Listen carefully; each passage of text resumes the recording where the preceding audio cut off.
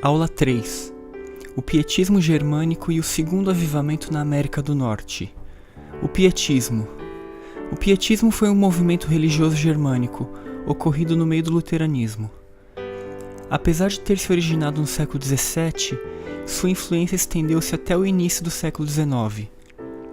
O fundador do pietismo foi Philipp Jakob Spener, nascido em 1635 e morto em 1705. Um jovem religioso crescido no contexto da Guerra dos 30 Anos. Série de conflitos ocorrida entre 1618 a 1648 aproximadamente, motivada por, dentre outros fatores, as diferenças entre as nações católicas e protestantes europeias. A obra de Spener, Pia Desideria, Desejos Pios, publicada em 1675, tornou-se espécie de manifesto do movimento. O pietismo não é uma denominação à parte. Antes disso, trata-se de uma vertente ou movimento dentro do luteranismo, que enfatiza a experiência pessoal e mudança do comportamento, em detrimento das discussões teológicas e aspectos eruditos que caracterizam o luteranismo desde o seu surgimento. Pia Desideria. Nesta obra, Philipp Spener defende alguns pontos que conduziriam a uma religiosidade mais prática e menos dogmática. Na obra, Spener não defendia a ausência de estudo teológico. Spener era um homem esclarecido, tendo amizade inclusive com intelectuais como Leibniz, e defendia o estudo aprofundado do texto sagrado. No entanto, entendia que esta prática não devia ser privilégio de elites intelectuais, devendo ser efetuada em grupos de convivência. Os leigos deveriam fazer parte do governo e da administração da igreja, seguindo a defesa do que Spener chamava de sacerdócio universal, baseado em textos bíblicos, como o segundo capítulo da primeira epístola de São Pedro, verso 9.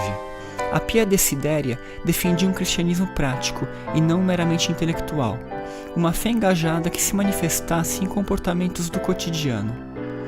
Aqueles considerados incrédulos, heterodoxos, heréticos ou de outras crenças e religiões não deviam ser atacados, combatidos ou perseguidos, mas recebidos com um bom tratamento, que os atraísse pelo exemplo.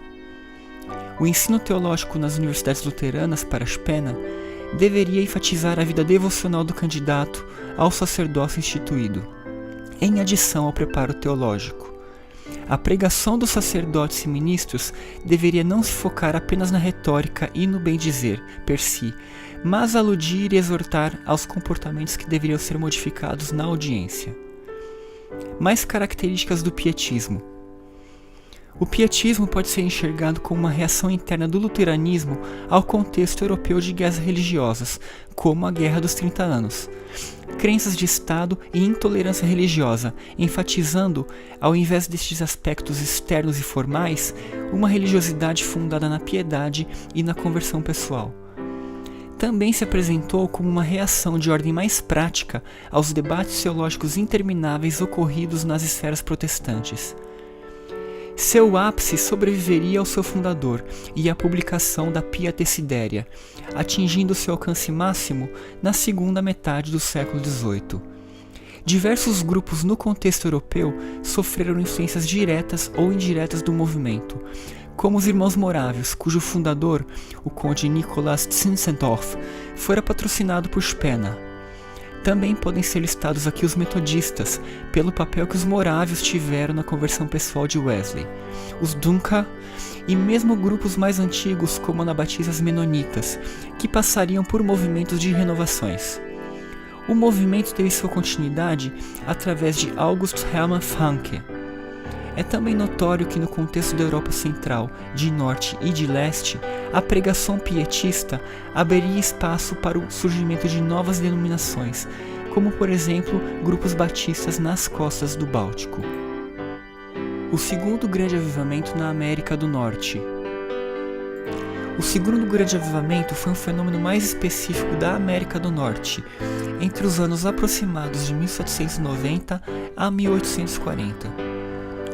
Suas ênfases foram semelhantes às do primeiro movimento de avivamento, incluindo a conversão e santificação pessoais, mas também defendendo um reavivamento da fé.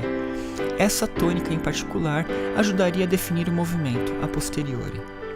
Há muitas causas que podem ajudar a compreender o surgimento tão rápido de manifestações religiosas similares às ocorridas meio século antes, mas é importante apontar que, em adição às discussões no campo das ideias deístas e iluministas, outras ideias filosófico-teológicas atingiam um número cada vez maior de pessoas, incluindo ceticismo e a própria possibilidade concreta do ateísmo. Charles Finney pode ser citado como pregador emblemático, mas o movimento foi marcado por um grande número de outros pregadores. Os principais locais de disseminação do movimento foram congregações das denominações batistas, as recém-fundadas metodistas e as presbiterianas. É importante se notar que o segundo avivamento se entrelaça muito nitidamente com os processos da história norte-americana, na transição dos séculos XVIII para o XIX, em particular o movimento abolicionista e questões como o direito ao voto feminino. No final do segundo avivamento, outros movimentos religiosos não conectados a ele também haviam surgido na América do Norte, como o Adventismo, a Igreja Holiness, o Mormonismo, todos exemplos da grande circulação e efervescência de ideias religiosas do contexto. Um dado de interesse é que apenas a partir do segundo avivamento pode-se notar um maior número de mulheres do que de homens dentro das igrejas protestantes, havendo estimativas de que, dentro das igrejas de movimentos evangelicalistas, haveriam cerca de 3 mulheres para cada 2 homens. Charles Finney. Finney é um personagem emblemático do segundo avivamento, mas, como já dissemos, há um grande número de pregadores que poderiam ser citados aqui. Ministro presbiteriano desde 1821, Finney participou da maçonaria, mas a abandonou, tendo também várias críticas a aspectos da teologia presbiteriana e reformada tradicionais. Finney defendia a salvação pela graça, mas não é tão clara assim sua posição acerca do livre-arbítrio e da vontade, tópicos inflamados nas soteriologias reformadas e protestantes. Finney defendia a execução de reformas sociais, defendia a abolição da escravatura e a educação universal, incluindo para mulheres e afro-americanos. O ápice da pregação avivalista de Finney deu-se na década de 1825 a 1835.